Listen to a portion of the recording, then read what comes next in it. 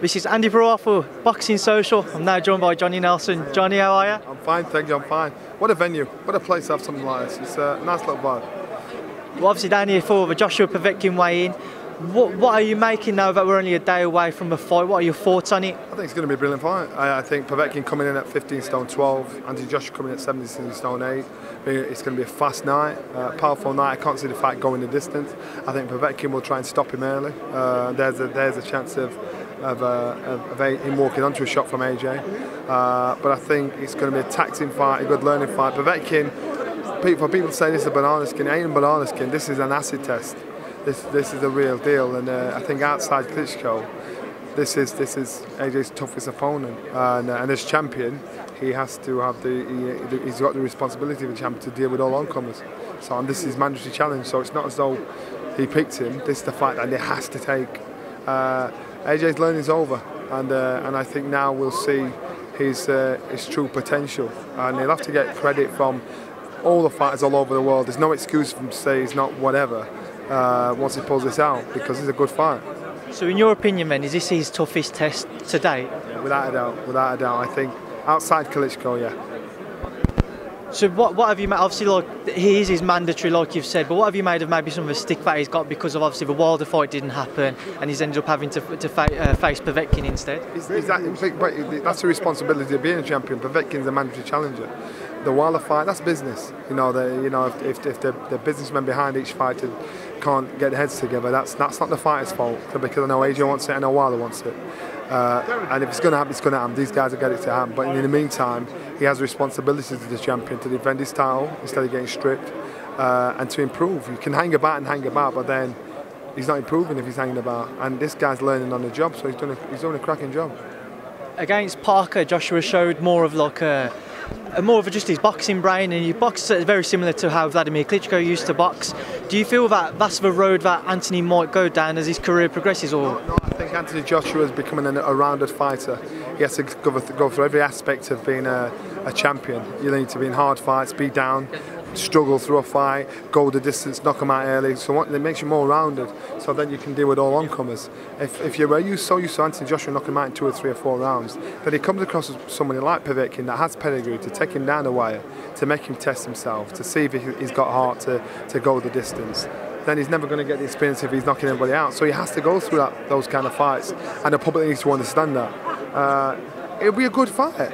It'd be a good fight, and I think the learning's being done now. You can't get wisdom without going through experiences, and so I think he's gone through experience to get it done. When you are AJ, and obviously up until Parker, he was knocking out everybody who he fought. Do you feel that he maybe needs, well, not maybe needs, but there's maybe a bit more pressure on him to perform or to maybe deliver another knockout that he had previously? Yes, but he understands that W is the most important thing. So regardless of any criticism he had for not knocking Parker out, the fans are still standing out at Wembley Arena. The fans are still there, the fans are still supporting him. And they can't even understand it, even though they've not got the wish list of a quick KO. So you've got to understand he's getting the job done. He's done what's asked of him. And another big heavyweight on the undercard, David Price. What are your thoughts on David? Do you feel that this might be his last chance to actually get back into the reckoning in the division? I like David Price off, and I like David. I think David's been through every aspect of being a professional, being a winner, being a loser, being a hero, being a zero, being knocked out. You know, the pressure's been on him. Some fighters mature a lot quicker than others. He has now matured, and mentally. Physically was never the issue. Mentally, he was having to deal with the pressure and having to deal with all the different fractions coming from all directions. I remember Naz, he was a man at 19 in the ring. Mentally and physically, he had so much confidence, self-belief.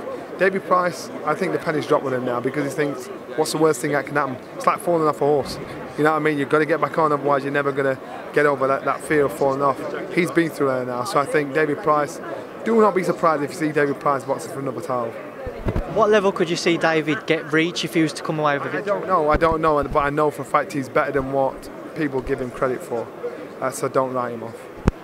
And obviously Luke Campbell going in there with his rematch with Yvan Mendy. How critical is this for Luke at this stage of his career that he gets a victory? It's a tough fight for Luke. It is critical because Mendy's beat him once before. Mendy can beat him again. Luke believes, you know, there was issues outside the ring that affected that. Mendy took advantage of his weakness at the time mentally. So Luke, it's 3 years ago. So Luke now hopefully is matured enough in the ring and out of the ring to be able to deal with Mendy. If he doesn't, and Mendy's fancying it, there's problems. And obviously Lawrence Okolie going in there for British title fight, and only his 10th fight. That's a done deal. I can't see this fight going past 6 rounds. Okolie will fly. I don't know how far Okolie will go, but I know he'll go far.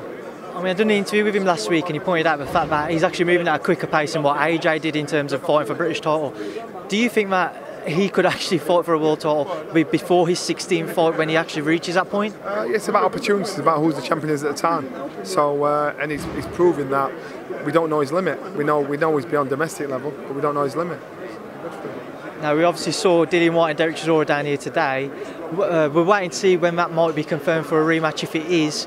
But there's a little shuffle and that between the two pair of them. What have you made of that?